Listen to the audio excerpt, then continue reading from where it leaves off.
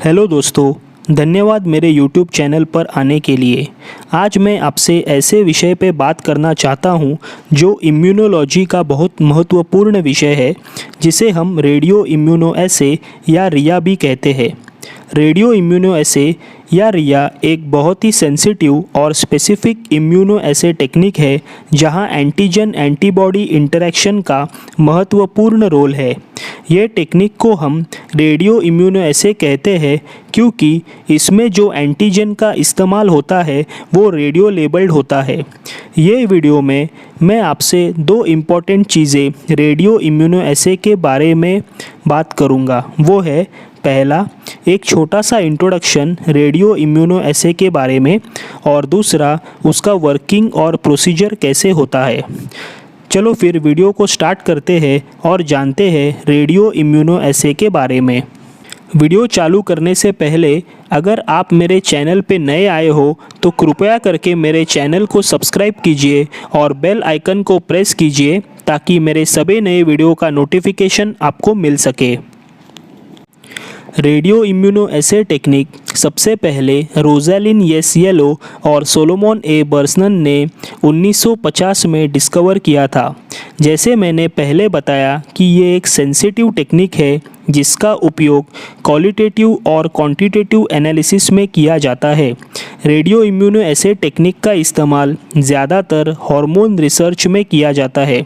यह एक tracer technique है जिसमें रेडियो एक्टिव मटेरियल का इस्तेमाल करके एंटीजन की मात्रा कम से कम 10 पिकोग्राम तक हम एनालाइज कर सकते हैं। यह टेक्निक के पहले जो भी बायोलॉजिकल सब्सटेंस जिनमें एंजाइमेटिक एक्टिविटी नहीं होती थी उनका एनालिसिस करना इतने कम मात्रा में बहुत ही मुश्किल था, लेकिन रेडियो इम्यूनोएसे की वजह से आज ये मुमकिन है। इसकी सेंसिटिविटी सभी क्रोमेटोग्राफिक और स्पेक्ट्रोफोटोमेट्रिक मेथड्स के समान या उससे ज़्यादा ही है।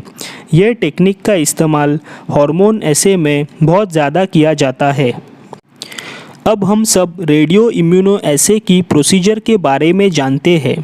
सैंपल जिसमें एंटीजन होता है उसकी मात्रा कितनी है उसे एनालिसिस करने के लिए हम उस एंटीजन को हम सेकेंड सैंपल जिसमें रेडियो आइसोटोपिकली लेबल्ड एंटीजन होते हैं उसके साथ मिक्स कर देते हैं।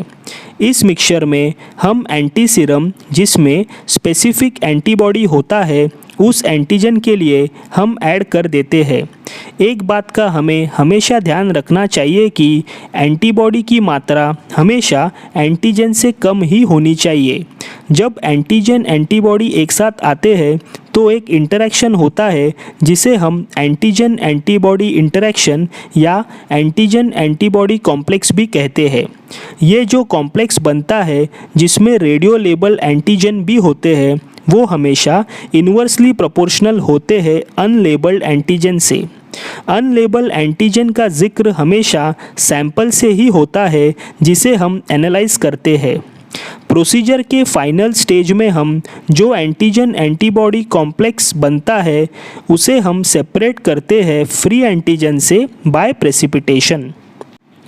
रेडियो इम्यूनोएसे में जो रेडियो लेबल्ड आइसोटोप हम यूज़ करते हैं वो है आयोडीन 125।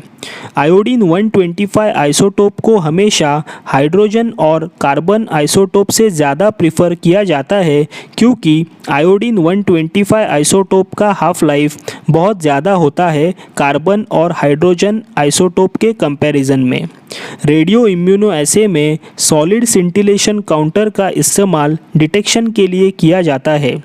कई जगह पे गिगर मुलर काउंटर का भी इस्तेमाल होता है, लेकिन solid scintillation counter Geiger Muller counter से ज़्यादा इस्तेमाल करते हैं क्योंकि वह गिगर मुलर काउंटर से अच्छा माना जाता है।